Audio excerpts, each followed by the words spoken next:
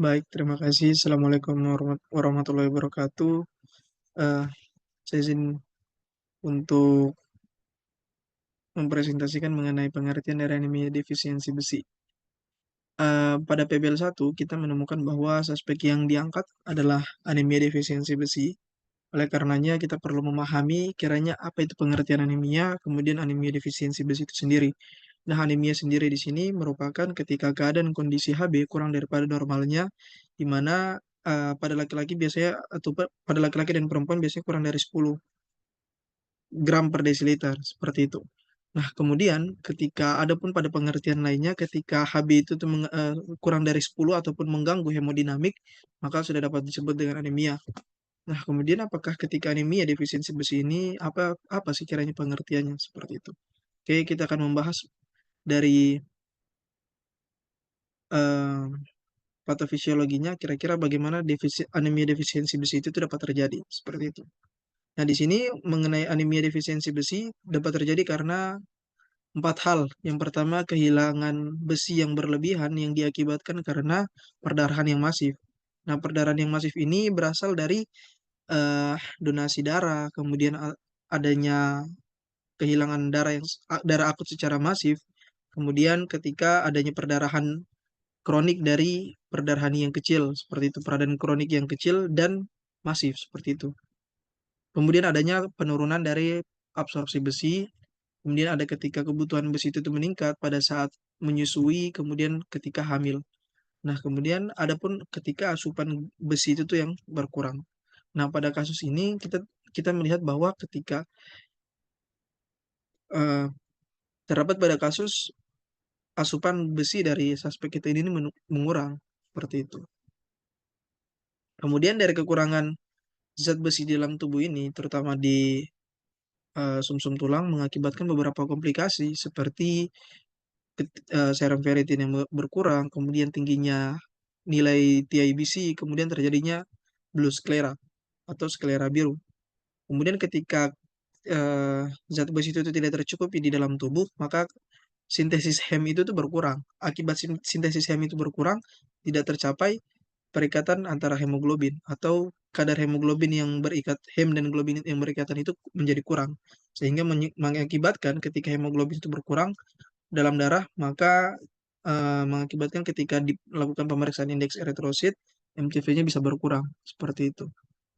Nah, akhirnya ketika terjadinya insufisiensi hemoglobin, maka RBC yang dilepaskan ke dalam tubuh itu tuh berkurang, sehingga mengakibatkan penurunan dari nilai hematokrit.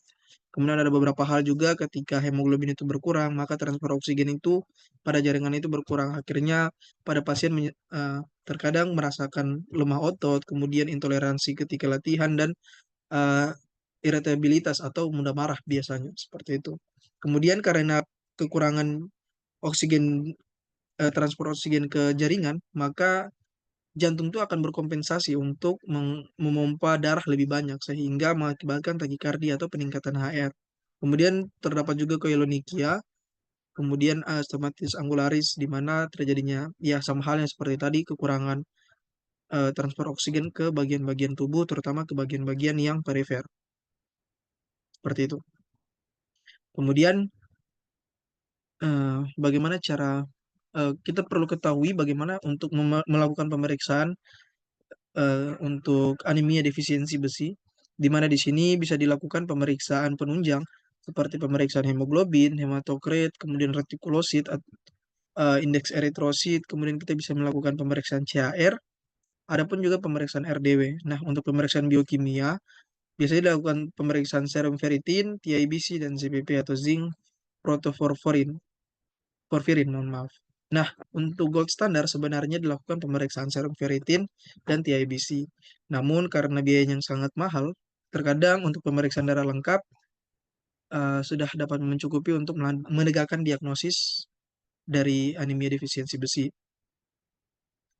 Kemudian bisa dilakukan juga pendekatan diagnosis. Nah, bisa kita ketahui di sini untuk nilai normal daripada MCV itu tuh 80 hingga 100 FL. Kemudian nilai normal retikulosit itu 0,5 hingga 1,5. Pada kasus anemia, anemia ini terbagi menjadi mikrositik hipokromik, normositik normokromik, dan makrositik atau megaloblastik. Nah, untuk pada kasus mikrositik hipokromik, biasanya pada kasusnya itu MCV kurang dari 80. Biasanya ketika MCV-nya diketahui kurang dari 80, maka biasanya dilakukan pemeriksaan serum ferritin atau serum besi atau serum iron. Nah, bisa kita ketahui ketika penurunan serum besi ini menurun, maka bisa dipikirkan untuk diferensial diagnosisnya adalah defisiensi besi atau penyakit kronik. Ketika serum besinya normal, maka dapat kemudian ada penurunan HB, maka dapat dipikirkan untuk mengenai diagnosis banding atau diferensial diagnosisnya adalah thalassemia dan sideroblastik. Nah, pada kasus di sini kalau normositik normokromik artinya keseluruhannya normal. Namun pada pemeriksaan retikulosit ketika terdapat kenaikan dari penilaian retikulosit, maka dapat dipikirkan untuk DD-nya adalah anemia hemolitik dan perdarahan akut. Kemudian ketika nilai retikulosit ini normal atau kurang, maka dapat dipikirkan mengenai anemia aplastik, anemia renal, dan leukemia. Pada kasus makrositik, biasanya dapat dipikirkan ketika nilai MCV ini naik, seperti itu, atau lebih daripada 100. Nah, ketika makrositik nilai MCV itu tuh meningkat, maka dapat dipikirkan mengenai kelebihan kasus defisiensi folat dan kasus defisiensi B12. Seperti itu. Tadi kita sudah melihat bagaimana caranya melakukan pendekatan diagnosis, kemudian bagaimana caranya melakukan pemeriksaan penunjang. Di sini kita bisa melakukan komplikasi, kita bisa melihat ketika kasus anemia ini tidak tertangani dengan baik, maka terdapat komplikasi yang terjadi. Di sini terdapat gangguan terhadap proses mental, kemudian masalah jantung seperti aritmia, gangguan paru misalnya hipertensi pulmonal, gangguan imunitas, gangguan terhadap ibu hamil dan janin yang dikandung, bahkan hingga mengakibatkan depresi. Seperti itu. Kemudian pada kasus diagnosa banding, di sini tadi kita sudah melihat bagaimana caranya kita melakukan pendekatan diagnosis dan memikirkan bagaimana diagnosis bandingnya. Di sini kalau misalnya pada kasus hipokromik dan mikrositik, hipokromik mikrositik, maka bisa dipikirkan mengenai kasus defisiensi besi, ADB atau anemia defisiensi besi dan penyakit kronis. Kemudian ketika bisa juga dipikirkan ketika nilai HEM dan hemoglobinnya menurun, maka kalau ketika HEM berarti bisa dipikirkan sideroblastik dan ketika globinnya menurun bisa dipikirkan mengenai thalassemia. Nah, di sini mengenai tata laksananya ada dapat dilakukan beberapa hal. Untuk terapi farmakologi bisa dilakukan terapi yang pertama terapi kausal penyebabnya. Di sini harus teman-teman ketahui ternyata anemia ini bukan merupakan diagnosa tetapi merupakan eh, gejala atau manifestasi klinis dari beberapa kasus-kasus penyakit-penyakit yang lainnya. Tetapi ketika diketahui ketika terdapat kasus anemia, maka dapat diobati terlebih dahulu terapi kausalnya. Kemudian dapat dilakukan pemberian preparat zat besi, terapi besi parenteral, dan transfusi darah. Ini ketika kadar Hb normal itu sudah mengganggu hemodinamik atau sudah lebih kurang dari anemia berat atau kurang dari 6 gram per desiliter seperti itu. Untuk pemberian preparat zat besi biasanya diberikan beberapa preparat besi oral, terutama yang paling sering digunakan dalam dosis obat esensial secara nasional adalah ferosulfat dengan tablet 300 mg dengan kadar besi 660 mg. Diberikan 1 sampai 3 kali sehari, seperti itu. Kemudian untuk non farmakologi biasanya diedukasi kepada eh, pasien untuk mengonsumsi makanan yang tinggi zat besi, kemudian mengonsumsi makanan tinggi folat, kemudian mengonsumsi makanan tinggi vitamin B12 dan vitamin C, dan batasi minum kopi dan teh. Seperti itu.